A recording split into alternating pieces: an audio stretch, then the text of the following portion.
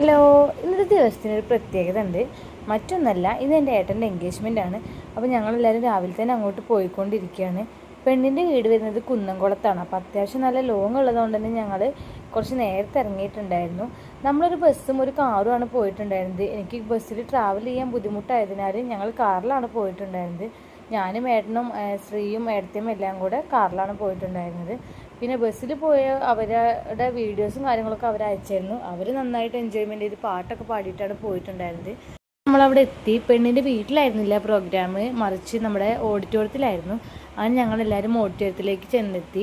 അവിടെ എല്ലാവരും ഞങ്ങളെ സ്വീകരിക്കാനുണ്ടായിരുന്നു. ഞങ്ങളും ഒരുപാട് സ്വീറ്റ്സും കാര്യങ്ങളൊക്കെ വാങ്ങിയിട്ടാണ് പോയിട്ടുണ്ടായിരുന്നത്. അങ്ങനെ ഞങ്ങൾ അവിടെ എത്തി ഒരുപാട് സന്തോഷത്തിലായിരുന്നു. സായുവിൻ്റെ കയ്യിലൊക്കെ മിഠായി ബോക്സ് ഉണ്ടായിരുന്നു. അവർക്കത് ഭയങ്കര സന്തോഷമായി. അങ്ങനെ ഞങ്ങൾ ചെന്നപ്പോൾ അവർ എൻഗേജ്മെൻറ്റിനുള്ള പ്രോഗ്രാംസും അതിൻ്റെ വേണ്ട ഒരുക്കങ്ങളൊക്കെ ചെയ്തിട്ടുണ്ടായിരുന്നു. ഇത് അവരുടെ അമ്മയും ചേച്ചിയാണ്. അപ്പോൾ അവർ തന്നെയാണ് എല്ലാം മുൻകൈ എടുത്ത് ചെയ്തിട്ടുണ്ടായിരുന്നത്.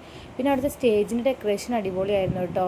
നല്ല ഭംഗിയുണ്ടായിരുന്നു. ഒരുപാട് ഫ്ലവേഴ്സൊക്കെ വെച്ചിട്ടുള്ള ഒരു അടിപൊളി തന്നെയാണ് അവിടെ ഒരുക്കിയിട്ടുണ്ടായിരുന്നത്. അങ്ങനെ ഞങ്ങൾ ചെന്ന് അവരുടെ ഒരുക്കങ്ങളൊക്കെ കഴിയുന്നത് വരെ ഞങ്ങൾ അവിടെ വെയിറ്റ് ചെയ്തിട്ട് ഇരിക്കുകയായിരുന്നു. എല്ലാവരും വന്നിട്ടുണ്ടായിരുന്നു.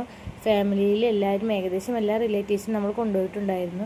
അങ്ങനെ നമ്മളവിടെ എത്തി. പെണ്ണിനെ സ്വീകരിക്കാനുള്ള ബൊക്കയും പെണ്ണ് തിരിച്ച് സ്വീകരിച്ച ബൊക്കയും എല്ലാം എൻ്റെ കയ്യിൽ തന്നെയായിരുന്നു.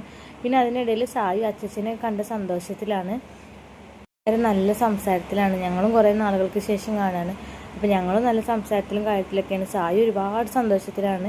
സായി നല്ല സന്തോഷമായിട്ടുണ്ട്. അങ്ങനെ നമ്മൾ റിംഗ് എക്സ്ചേഞ്ചിലേക്ക് പോവുകയാണ്. നമുക്ക് റിംഗ് എക്സ്ചേഞ്ചിലാണ് ചടങ്ങായിട്ടുണ്ടായിരുന്നത്.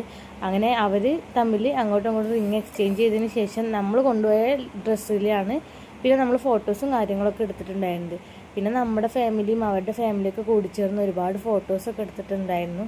അതുപോലെ അവിടെ ഒരു കേക്ക് തന്നെ സെറ്റ് ചെയ്തിട്ടുണ്ടായിരുന്നു.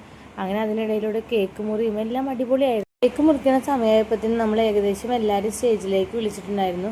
അങ്ങനെ എല്ലാവരും ഒരുമിച്ച് നിന്ന സമയത്താണ് കേക്ക് കട്ട് ചെയ്തത്. കുട്ടികൾക്കും അത് ഭയങ്കര സന്തോഷമായി. അവർക്കും കേക്ക് കട്ട് ചെയ്യുന്നത് കണ്ടപ്പോഴും കേക്ക് കിട്ടിയപ്പോഴൊക്കെ ഒരുപാട് സന്തോഷമായിട്ടുണ്ടായിരുന്നു. അങ്ങനെ കേക്ക് കട്ടിങ് കഴിഞ്ഞതിന് ശേഷം പിന്നെ ഫോട്ടോ സെക്ഷൻ ആയിരുന്നു. ഒരുപാട് ഫോട്ടോസൊക്കെ എടുത്തിട്ടുണ്ടായിരുന്നു. ഫോട്ടോസ് എടുത്തതിന് ശേഷം പിന്നെ എല്ലാവരും ഫുഡ് കഴിക്കാൻ വേണ്ടിയിട്ട് പോവുകയാണ് ചെയ്തിട്ടുണ്ടായിരുന്നത്. അവിടെ പലതരത്തിലുള്ള ഫുഡ് ഉണ്ടായിരുന്നു. ഫുഡിൻ്റെ വീഡിയോ നമുക്കിതിൽ ഉൾപ്പെടുത്താൻ പറ്റിയിട്ടില്ല.